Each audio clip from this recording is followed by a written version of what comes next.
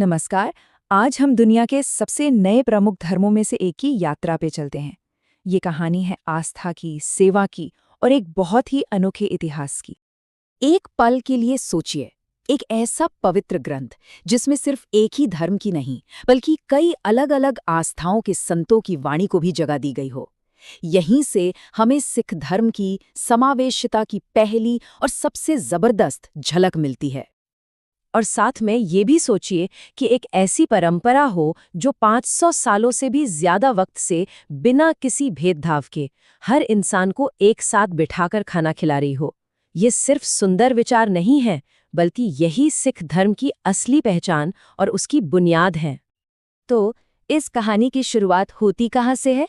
चलिए समय में थोड़ा पीछे चलते हैं, उस दौर में जब एक बिल्कुल नए आध्यात्मिक रास्ते की नींव रखी जा रही थी। ये बात है 15वीं सदी के पंजाब की। गुरु नानक देव जी ने एक ऐसे रास्ते की शुरुआत की जिसने उस समय के सामाजिक और धार्मिक नियमों को सीधी चुनौती दी थी।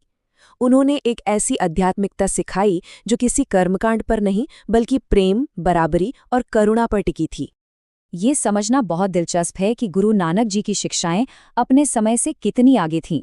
उन्होंने कहा कि ईश्वर एक है, सभी इंसान बराबर हैं और निस्वार्थ सेवा यानी सेवा ही सबसे बड़ा धर्म है। उन्होंने उस दौर के मुश्किल कर्मकांडों और जाति-पाति के भेदभाव को पूरी तरह से नकार दिया। और इतना ही नहीं, उन्होंने महिलाओं की बराबरी की भी जोरदार वकालत की।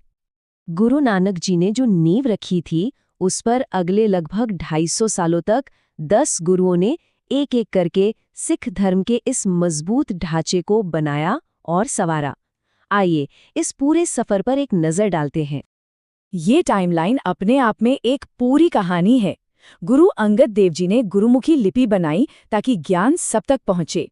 गुरु रामदास जी ने अमृतसर शहर बसाया, जो आज सिखों का सबसे बड़ा आध्यात्मिक केंद्र है।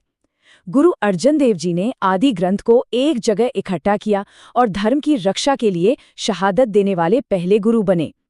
और फिर आखिर में गुरु गोबिंद सिंह जी ने खालसा पंथ की स्थापना की और पवित्र ग्रंथ को हमेशा के लिए गुरु का दर्जा दे दिया। इसी सफर में